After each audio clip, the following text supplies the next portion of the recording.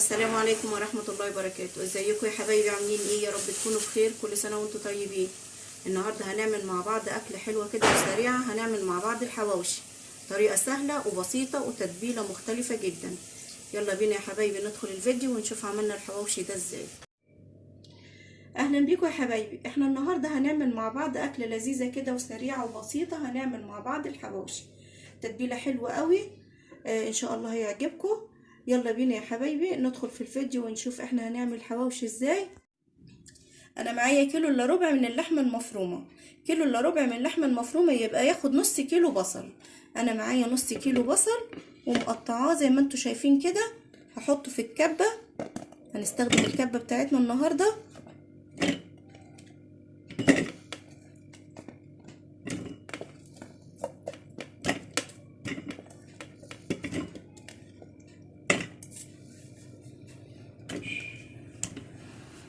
ومعايا كمان حبايه من الطماطم، ومعايا قرنين فلفل حامي وقرنين فلفل رومي.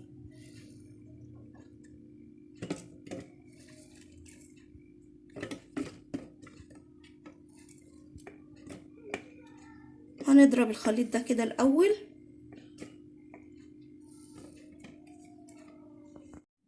فرمت البصل والفلفل زي ما انتوا شايفين كده. في حاجة تانية هنعملها.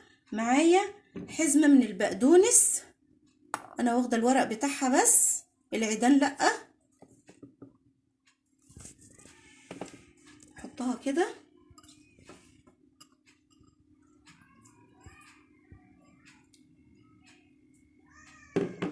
ومعايا كمان ايه معلقة كبيرة من الثوم.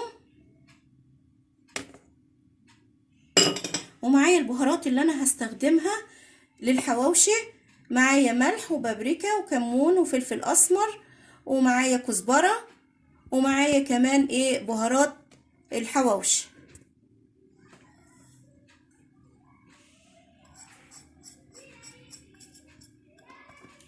ارجع اضربهم تاني.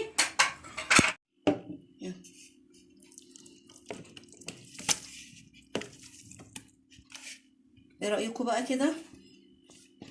فرمت الخليط كله في الكبة زي ما انتوا شايفين كده، وكان قدامكم كل حاجة.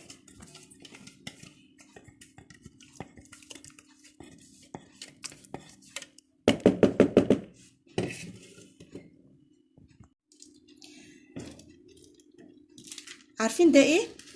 انا كان عندي قيمة ربع كيلو كده من الدهن، رحت فرماه. الدهن بقى بيدي طعم حلو قوي قوي قوي للحواوشي. ولازم كمان ايه اللحمة بتاعتك يبقى فيها نسبة دهن. فانا فرمتهم كده في الكبة بتاعتي. واحط بقى ايه اللحمة. والحاجة الأخيرة بقى اللي أنا هحطها علشان بقى أعجن اللحمة مع الخضار اللي عملناه في الكبة مع الدهن. معلقة كبيرة من البيكنج باودر. واعجن بقى كده الخليط ده كده كله مع بعضه كويس جدا. اللحمة جهزت معايا كده. وقطعت العيش. يعني عيش بلدي. أنا بقى إيه فتحته كده علشان خاطر يبقى إيه سهل كده أحشيه على طول باللحمة. هنمسك أول رغيف. بسم الله. هاخد قطعة من اللحمة. ناخد قطعة من اللحمة واروح ايه حطاها في رغيف كده، وافردها فردة كويسة عشان ما يبقاش في مكان فيه لحمة ومكان ايه فاضي. وافردها كده في الرغيف كده. بصوا كده. واروح عاملة كده. نعمل رغيف تاني. ناخد قطعة من اللحمة برضو. احطها كده وافردها جوه الرغيف.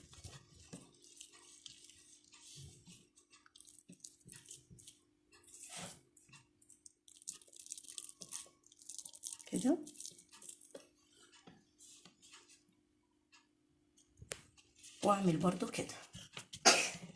هخلص بقى كمية العيش بتاعتي بنفس الطريقة. خلصت كده كمية العيش بتاعتي زي ما انتوا شايفين. هنبتدي بقى نسوي. معايا الطاسة حطيتها على النار زي ما انتوا شايفين كده، وحطيت ايه معلقتين سمنة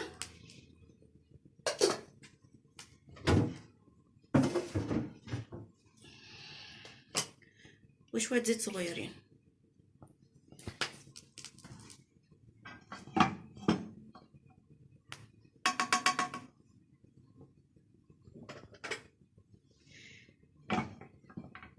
في خطوتين لتسوية الحواوشي. الخطوة زي اللي انا بعملها ديت، احط سمنة وحبة زيت صغيرين في طاسة واحمر الحواوشي كده على نار هادية. وفي طريقة تانية اللي احنا ايه، نحط الحواوشي ندهنه بالزيت من فوق ومن تحت، ونرصه في الصينية ونحطه في الفرن. دي طريقة ودي طريقة، بس انا عن نفسي انا بفضل الطريقة ديت، بيبقى ايه، بيطلع حلو قوي ايه معايا. دلوقتي هنزل كده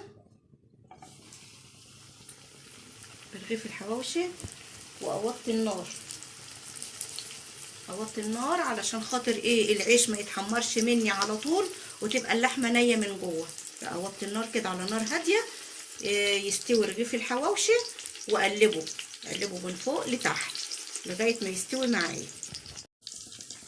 شايفين الرغيف بعد ما اتحمر؟ ده الوش. شايفين كمان بقى الظهر.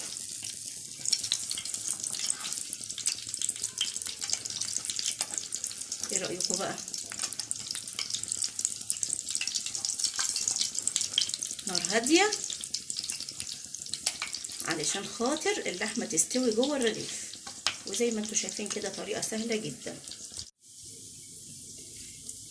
الحواوشي بتاعي كده استوى زي ما انتوا شايفين قدامكم. ايه رايكم بقى كده في شكله؟ شايفين استوى؟ اللحمه ما كشتش خالص. معلقه البيكنج باودر اللي احنا حطيناها دي بتبقى كويسه جدا، ما بتخليش اللحمه تكش في ايه، في الحواوشي. ايه رايكم؟ اكله بسيطه جدا وسهله خالص وما خدتش مننا اي وقت. قدمنا معاها سلطه خضراء وايه، ترشي.